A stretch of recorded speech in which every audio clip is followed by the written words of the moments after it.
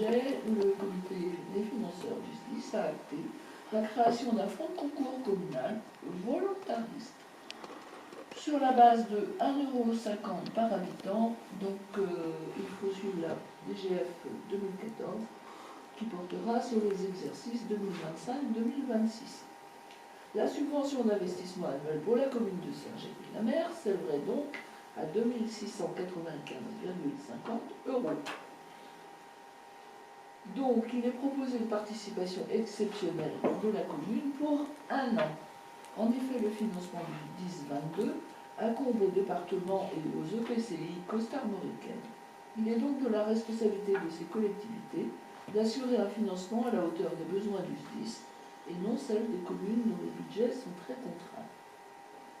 Donc, on vous demande si vous décidez de participer au fonds de concours pour le parcours du SDIS au titre de l'année 2025, conformément aux critères énoncés dans la demande, soit une participation de 2 650,50 €.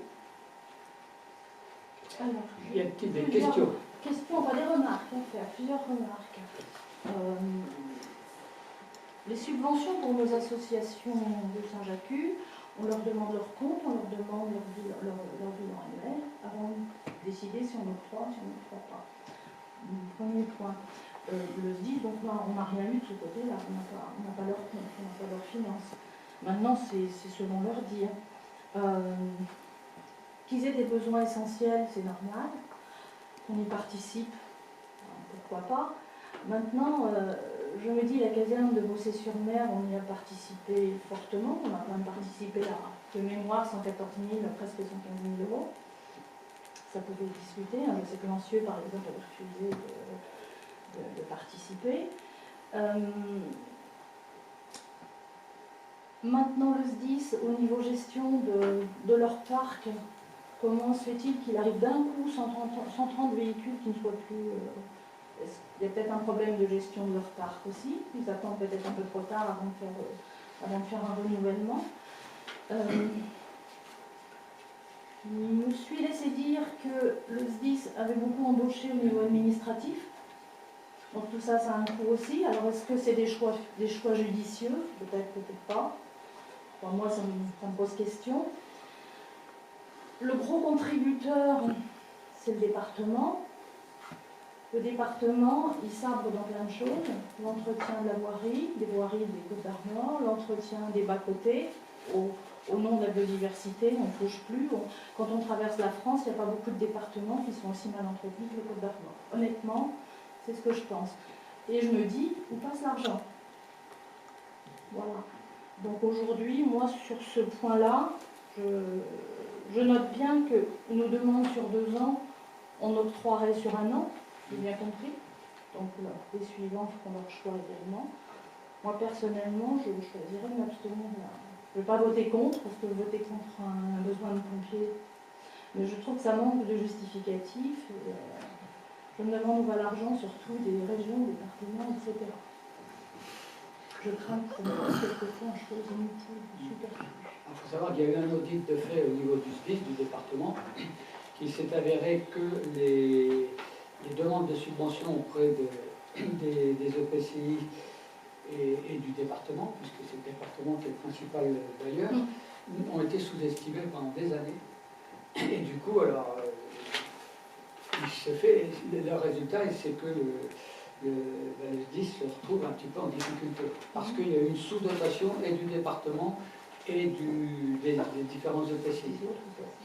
Donc, effectivement, on a fait un courrier que Anaïg a préparé, on en a déjà discuté à titre informatif lors d'un conseil il y a quelques mois. Et bon, on avait tous fait la même remarque, c'est pas forcément à nous maintenant, on va financer une année, pas 2, parce qu'effectivement, on ne veut pas s'engager pour la municipalité suivante. Et deuxièmement, on a fait une préparation de courrier en disant, bien, je peux vous le lire, hein, il reste à être mis en... Je ne sais pas ce que tu as... donc, c'est adressé donc, à monsieur le préfet, monsieur le commandant du SDIS des Côtes d'Armor, en sachant que les élus de Saint-Jacques-de-la-Mer constatent une fois de plus l'état d'abandon à bas bruit une de ses missions régaliennes, contraignant les municipalités à participer au budget du SDIS de cette manière importante et sur 2 ans. La rénovation du matériel indispensable au secours de l'ensemble des citoyens et des biens. Il s'avère que l'absence de renouvellement de matériel dure depuis longtemps. Qu'en sera-t-il de l'entretien? Saurons-nous si cette manne sera utilisée aux fins annoncées? Si les élus ont accepté afin de préserver la sécurité de tous, y compris du personnel pompier et autres, pour cette année 2025, il n'est pas certain que cette contribution soit votée sur 2026 avec le renouvellement des municipalités et vraisemblablement la diminution de la DGF. Les communes ont toujours majoritairement eu des budgets équilibrés et n'ont pas apporté les déficiences de la gestion de l'État. Veuillez accepter, Monsieur le Préfet, Monsieur le responsable du SDIS, Monsieur le Président de la communauté de communes, nos respectueuses salutations. Voilà un petit peu ce que l'on souhaitait mettre comme courrier d'accompagnement. Même si je crois qu'il y a encore une petite ou deux modifications, en gros c'est ça. Alors pourquoi on vise l'État aussi? C'est parce que l'État a diminué ses dotations au niveau des départements. Enfin, il y a des effets ricochets. On est tous sur la même longueur d'onde, on va financer. On voit bien tous qu'il y a des dépenses Mais voilà. qu'on n'approuve pas, c'est évident. Je ne trouve pas bien ce courrier. Oui, Trop clair. Donc il va partir en même temps, enfin, on va l'envoyer dès demain. Puis dernier point, malgré tout, on octroie des subventions avec de l'argent que finalement, nous, on avait emprunté. On paye des intérêts sur les sommes qu'on a empruntées, et puis maintenant, c'est pour subventionner. Alors c'est pas. En gros, je dirais pas qu'on subventionne avec de l'argent qu'on n'a pas. Je dirais que c'est plus sur le principe, parce que la somme n'est pas Non, ouais, importante. c'est pas Mais c'est le principe. C'est C'est le principe. C'est le principe. On est bien d'accord. Non, puis je pense que là, c'est le début. Oui, moi aussi. On va faire ça. Puis il y a un certain manque de transparence. On n'a pas les comptes, on ne sait pas combien verse le département, on ne sait pas qui verse quoi exactement. Et moi, j'ai regardé attentivement, il y a même des communes qui ont refusé. Mais là, pourquoi Notre voisin Bossé-sur-Mer a refusé, du fait qu'ils avaient construit cette caserne. Il faudrait demander les comptes, effectivement, je pense. Aussi, bah, ça me paraît logique. On rajoutera. Oui, on peut rajouter qu'on prend les comptes. Comment Le courrier n'est pas parti, on peut encore. Mais avant de l'envoyer, on va le corriger et on vous le retransmettra pour que vous Validation. pour valider. Il faut modifier la délibération ou pas dans ces cas-là? Il la laisse comme ça, il fait le courrier. Je pense qu'on peut laisser la délite comme elle est, puis on sait Oui, le courrier qu'on va modifier. Si vous en êtes d'accord. Oui. Donc, y a-t-il d'autres remarques ou réflexions? Bien, ben, qui est pour? Alors, Oui. enfin si j'avais quand même une question. Est-ce que sur le budget 2026, on prévoit... Alors, le budget 2026, c'est nous-mêmes qui ferons le budget encore. Voilà. Eh bien, écoutez, on en reparlera le moment venu, mais de ce que j'entends, on ne votera pas. On ne votera pas la subvention. Je ne sais pas ce que vous en pensez. Bah là, on dit bien qu'on va On va le faire pour un an. Ouais. On fait du- Non, mais moi je voulais m'assurer qu'on le budgétise pas pour 2026. Non, c'est pas très bon. Ok. Donc on passe au vote. Donc, on passe au vote. Alors, qui est pour? Donc, tout le monde. Et qui s'abstient? Une abstention. Alors, dans les décomptes, ça fait 9 9 et et 8, 9 et 1. 9 et 1. Je reprends le papier. Non, j'ai remarqué unanimité dans le Oui. truc. Des copier-coller, ça va sur Alors, La seule chose, c'est que nous, on fait des cabinets pour... nous allons passer à la délibération 46. C'est la commande publique, attribution de marché de travaux pour le réaménagement de la rue de la Poste. Donc une consultation concernant le marché des travaux pour le réaménagement de la rue de la Poste a été lancée le 4 juin 2025. 4 entreprises ont déposé une offre dans les délais impartis. L'entreprise Chauveau Pascal, l'entreprise Eiffage, l'entreprise Evin et l'entreprise CCE-TP. L'analyse des offres a été étudiée par la Commission des finances le 25 août 2025 et au vu de cette analyse des offres, il est proposé de sélectionner l'offre de l'entreprise de travaux Evin d'un montant de 369 080,60 centimes hors taxe. Donc voilà, donc il vous est proposé de délibérer donc pour désigner l'entreprise Evin pour un montant donc, de 369 080. Avez-vous des questions? C'est celle qui était la moins chère, de toute façon. Alors, il faut savoir que c'était la moins chère. Il y avait, les critères d'attribution sont sur deux critères. Sur un critère technique qui est 60, qui est à 60%, et le critère financier qui est à 40%, pour faire 100. Et sur le critère technique, l'entreprise Eiffage et l'entreprise Evin avaient à peu près la même note. L'entreprise Pascal Chauveau et CCETP étaient moins bonnes techniquement. Et d'un point de vue financier, l'entreprise Evin était nettement en dessous. Et le plus cher était à 396 000 et l'entreprise, à peu près, quelque chose comme ça, et la moins disante était à 369 000. Donc il y avait un écart qui était quand même significatif. Avez-vous des questions? Oui, du coup, moi, c'était la question par rapport au budget, parce qu'on avait budgétisé 230 000 Oui. sur les travaux de voirie pour la rue de la Poste, et là, du coup, on arrive à 370 000 hors taxe. Alors, c'est vrai que quand on a fait le budget, alors le budget, on va le voir après d'ailleurs, on va être obligé de prendre une décision modificative, mais je ne vais pas anticiper. Lors du budget, on avait un petit peu à la louche, on avait donc prévu une somme d'argent. Et donc notre conseil, notre maître d'œuvre au carré a fait l'estimation des coûts, comme ils ont pu faire pour le boulevard de Rougeret, etc. Et là, l'estimation des coûts est montée, est partie plus haut. Alors, ça, dans cette estime, et dans ces travaux sont prévus les travaux de pluvial, puisqu'il n'y a pas de pluvial dans la rue de la Poste, l'éclairage public qui doit être fait, puisqu'il n'est plus du tout aux normes. Il y a aussi, comment dirais-je, des travaux de dévoiement de lignes électriques, notamment dans la rue de la Ville, puisque ça part du transfo et ça repartait, mais ça passe en plein dans l'emprise du bâtiment des logements qui vont être construits. Donc, et à partir du moment où on mandate et on signe un marché avec une entreprise, la ligne budgétaire doit être alimentée. On a eu le même problème quand on avait fait le boulevard, on avait signé les travaux avec l'entreprise sans avoir crédité la ligne, on n'avait pas mis suffisamment de sous sur la ligne budgétaire. Et les services fiscaux, pensant que ça allait se faire sur l'année N+1, ce qui est encore le cas ici, puisque là on démarre, mais il est évident que les travaux de voirie seront faits par la nouvelle mandature, puisque les travaux du bâtiment vont commencer dans les semaines à venir, et que les travaux de voirie se feront évidemment quand les travaux, tout sera fini, c'est-à-dire tout ce qui se fait en dessous, les réseaux humides et les réseaux secs, et quand les travaux de construction seront faits. Mais ça n'empêche qu'il faut provisionner l'argent sur la ligne au montant des travaux qui sont estimés. Parce que, dans la globalité, en fait. Dans la globalité. D'où cette différence. C'est une question parce qu'on n'a pas le droit de voter, d'engager des crédits si on n'a pas le financement. À la différence de l'État qui engage sans avoir forcément les finances. Tiens bon. Je ne ferai pas de parallèle. On voit où ça nous mène. Ici, si on engage 100, on doit avoir la ligne budgétaire de 100 qui correspond. Donc on est d'accord, le choix de l'aménagement, donc là l'aménagement est compris dans ces 370 000, mais le choix de l'aménagement sera pour la future municipalité. Tout à fait. Il n'y a que le pluvial et l'éclairage qui vont être faits là.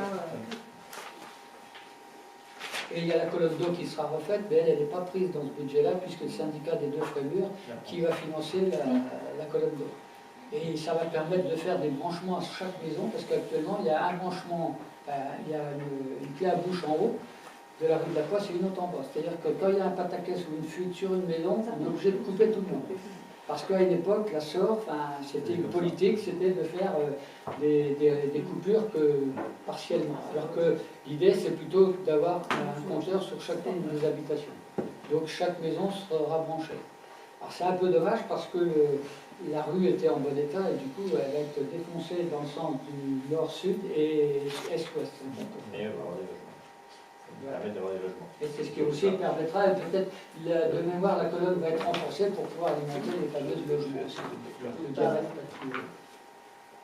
Avez-vous d'autres questions sur cette délibération numéro 46? Oui, quand même, parce que Les marquages sont déjà faits au sol, donc Alors, les c'est marquages, déjà engagé par c'est- Non, c'est Veolia qui est Alors, passé. c'est Veolia, c'est la première entreprise qui va intervenir pour faire le branchement d'assainissement pour les logements.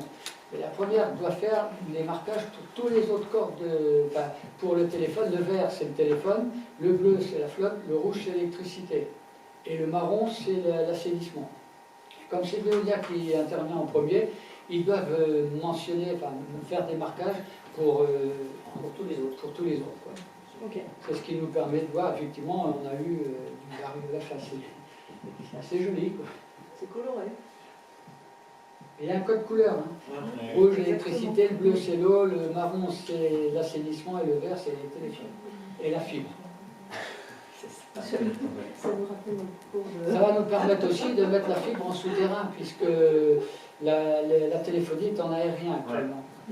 Et il va y avoir un déplacement du poteau actuel qui était juste à côté de la caserne, qui va être redescendu en attendant que la fibre soit installée, pour que ça alimente la maison qui est rue du Tertre, mais paradoxalement, c'est qu'elle est alimentée par la rue de la Poste et pas par la rue du Tertre.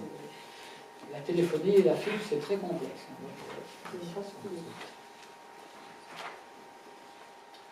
Donc, y a-t-il d'autres questions? Donc, qui est pour? Merci.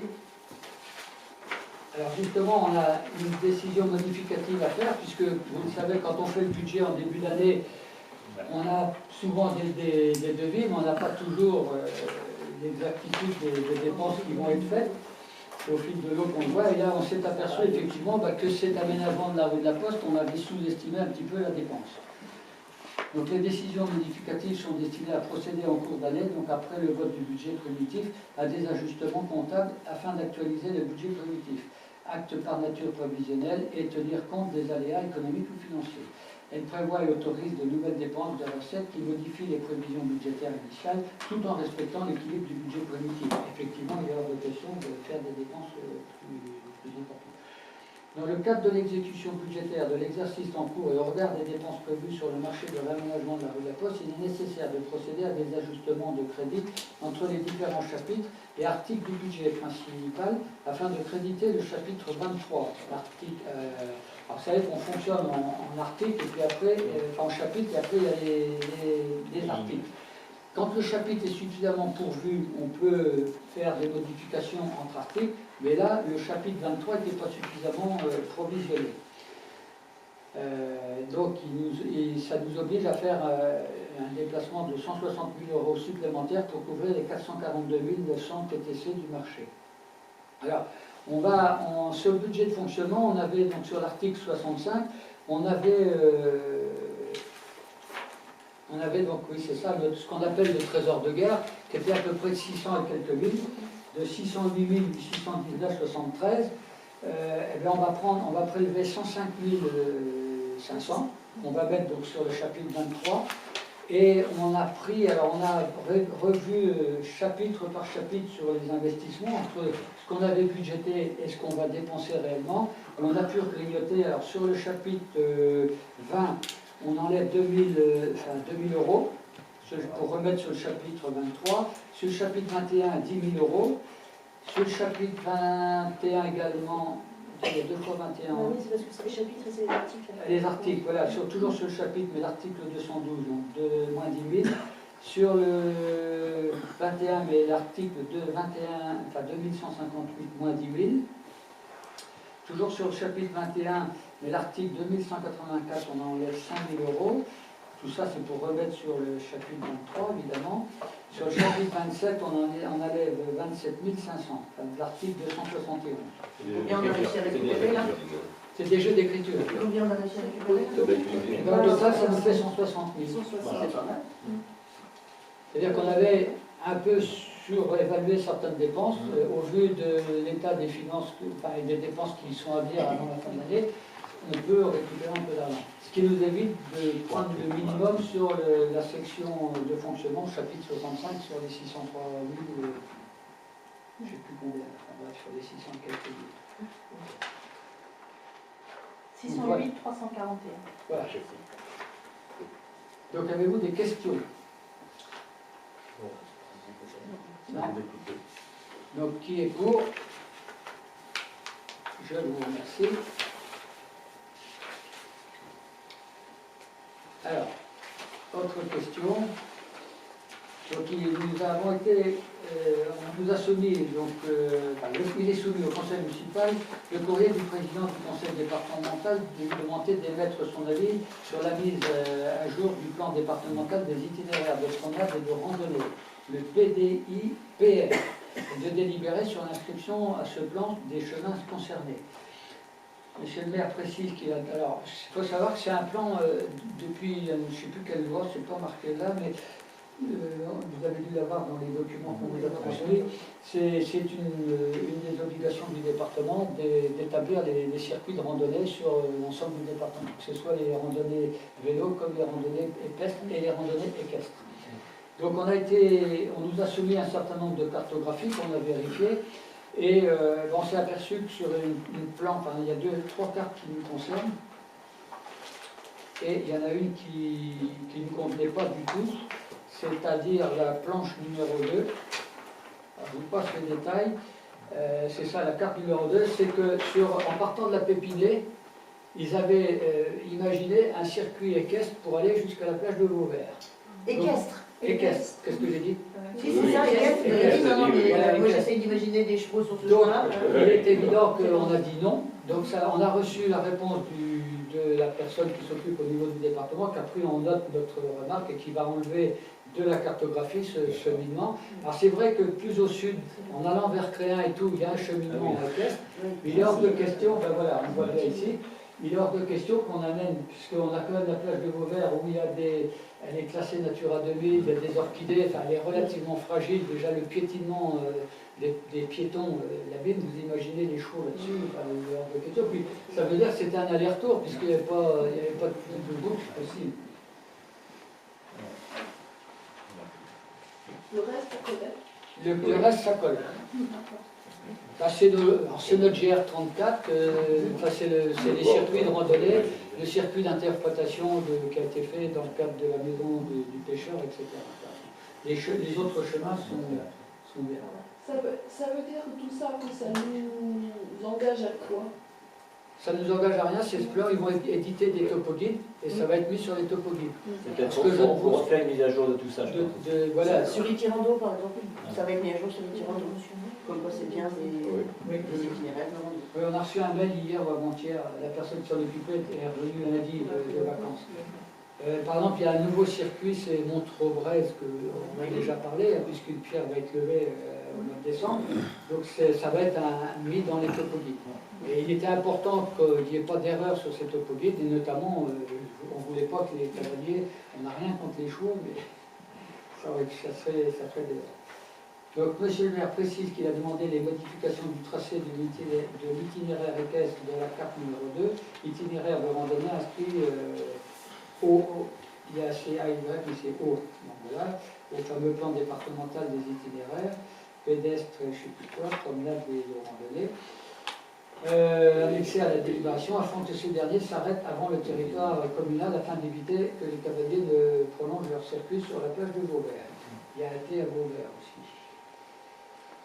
Donc voilà, donc émet un avis favorable. Donc il vous est proposé d'émettre un avis favorable au fameux plan en question, les itinéraires de randonnée, figurants, etc. Exige la modification, mais donc c'est déjà acté, de l'itinéraire équestre tel que mentionné ci-dessus.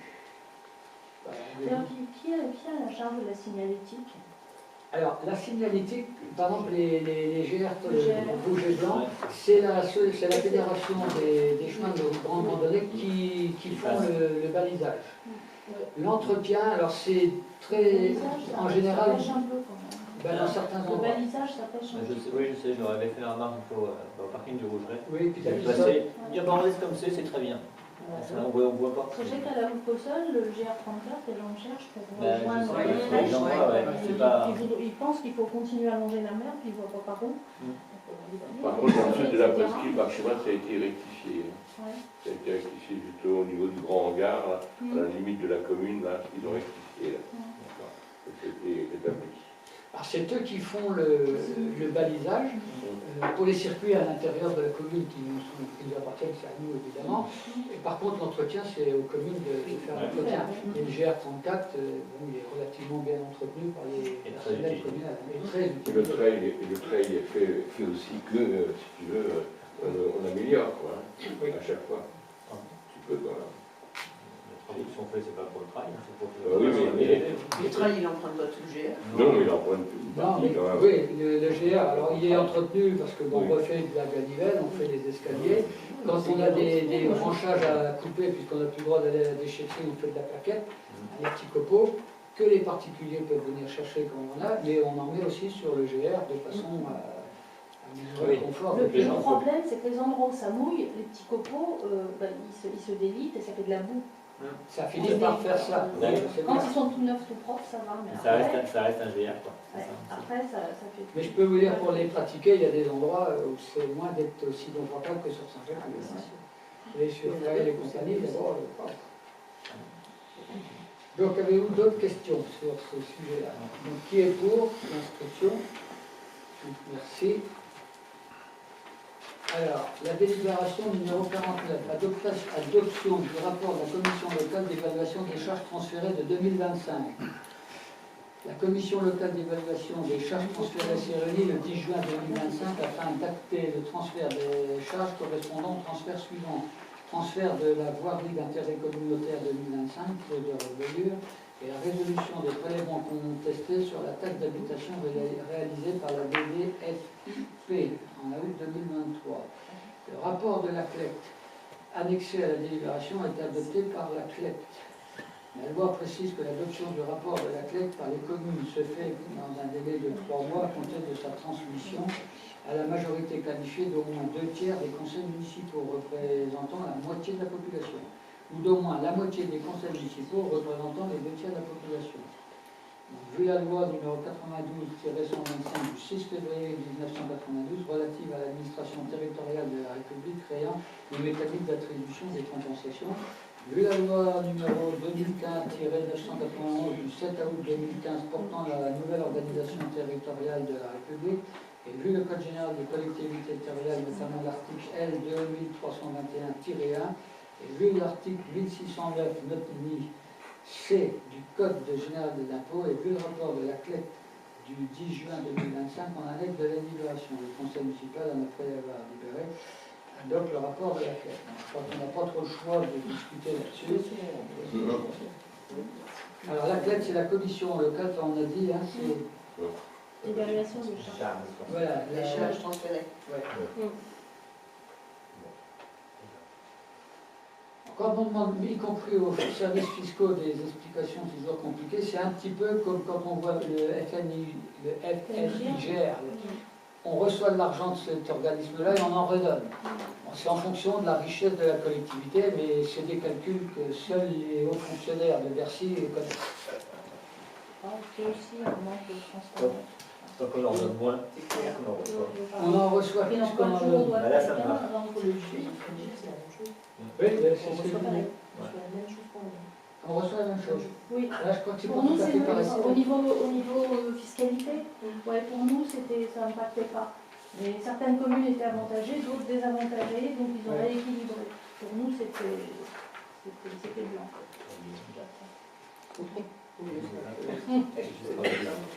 C'est ça.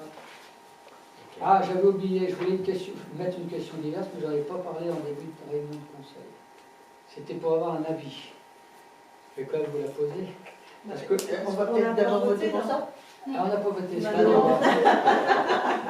Donc, qui est pour l'adoption du rapport de la CLEC, donc à l'unanimité. Merci, excusez-moi de m'avoir chanté cette décision hautement importante. Donc la question, parce que c'est une question qui nous a été posée à plusieurs d'entre nous et que je voulais poser, alors ça ne nécessite pas une délibération, c'est un arrêté du maire, mais avant de prendre un éventuel arrêté dans un sens ou dans un autre, je voulais avoir le sentiment du conseil municipal. Ça concerne la fermeture de la pointe du chevet. Vous savez que l'été, les 2 mois d'été, on a la barrière qui permet de fermer pour éviter d'avoir trop de voitures aller jusqu'au bout. Et on a quand même un certain nombre de demandes qui vont dans ce sens-là, mais que ce soit fermé sur l'ensemble de l'année.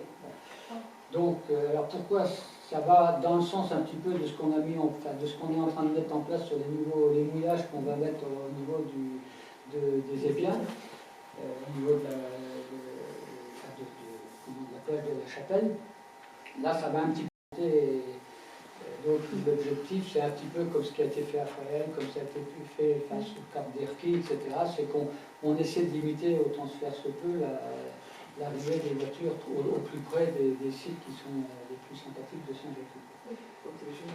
Voilà.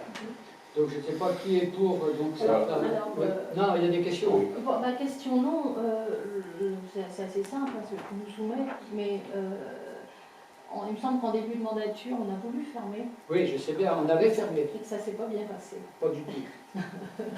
Donc il y a eu des remarques, entre autres, hein, de mémoire.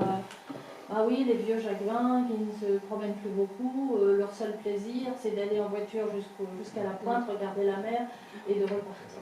On ne peut pas enlever ça à nos anciens. Voilà, c'est ce qui avait été dit à l'époque. Et on avait fait marche arrière. Et on avait fait marche arrière. Ouais. Je sais bien. Moi, j'avoue que j'étais favorable à la clôture. Oui. Alors c'est vrai qu'il y a d'autres endroits. On peut voir la mer malgré tout. À la Houle, on peut être devant la mer. Oui. On peut voir la mer d'ailleurs, effectivement, mais c'est vrai que le panorama de la pointe du chevet, mais ça la protège aussi. Ça permet de voir les éoliennes, c'est Alors, quid, je crois que j'ai bien posé la question, mais quid de la piste hélicoptère qu'il y avait justement à la pointe?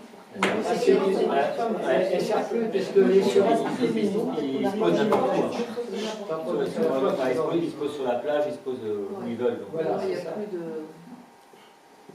C'était avant. ils se positionnent au plus près des accidents. Quoi. Non, mais je pense que ça, pour moi, le chef de l'île doit être aménagé, réétudié pour que ça soit plus naturel. Si la pointe est fermée, comme on en parle là, c'est justement ce bitume, il faut qu'il soit enlevé. Voilà, donc pour moi, c'est tout un aménagement de tout l'ensemble pour éviter que, pour protéger au maximum. Là, on est en train de protéger pour les piétons déjà un petit peu, mais c'est un début, mais il y a plein d'autres choses à faire. C'est la seule chose, c'est pour quand les pompiers ils peuvent avoir accès. C'est ça qui est. Mais ils ont la clé, ils ont toujours la clé. Ils ont toujours la clé. Qui avait la clé. Tu vois, là, il y a eu un accident, bon, ça ne s'est pas passé au chef de l'île le dimanche, mais si les pompiers étaient arrivés, ils ont la clé. Qui a la clé? Ah bon? Bien sûr, c'est les clés spécifiques. Ils ont les clés des. Je ne sais pas ce qu'ils m'ont dit, moi. Parce qu'ils l'avaient oublié. Non, c'est nécessaire pour qu'ils aient les clés nécessaires. Non. Moi, je me posais la question justement, je serais assez pour, mais je me disais que c'est dommage, c'est-à-dire qu'on va avoir affaire à des gens qui ne vont pas être d'accord, donc des anciens, moi je dois en faire partie d'ailleurs. Mais à mon avis, c'est une décision qui passerait mieux si derrière on avait un projet. Là, c'est une décision. Mais pour l'instant, on n'a aucun projet. Un projet sur la pointe? Bah oui. Je veux dire, si la seule chose que ça peut changer là, c'est qu'il y aurait moins de bruit, parce qu'il n'y aurait pas de voiture, voilà. Mais le bitume resterait, le site resterait comme ça. Mais pour l'instant, évidemment, on ne va pas engager des travaux. Mais c'est vrai que j'ai remarqué cet été, il y a beaucoup de familles, notamment avec des poussettes, et c'est quand même très agréable d'aller jusqu'au bout du la pointe du chevet, en toute tranquillité, alors que quand il y a les voitures, ça vous arrive dessus. Alors, en plus, maintenant, avec les voitures électriques qui font pas trop de bruit, on ne les entend pas forcément arriver, et puis les enfants, on est obligé de les tenir à la main. À ce moment-là, il faut le mettre carrément en deçà, obliger les gens à se garer sur le parking. Oui, mais ça pose d'autres soucis, c'est qu'il y a des gens qui habitent là, donc ils ont un accès, donc voilà. C'est pour ça que c'est tout un aménagement pour moi. Oui, c'est une réflexion, mais ça peut déjà être une première étape. Tout à fait, tout à fait. Mais, alors moi je vais poser une question bête, mais il est tout le temps ouvert le chevet? Non, il est fermé l'été. Il est fermé au Grand Marais. Pour éviter trop d'affluence à ce moment-là. Il est déjà un peu fermé. Voilà, mais pas suffisamment. Voilà.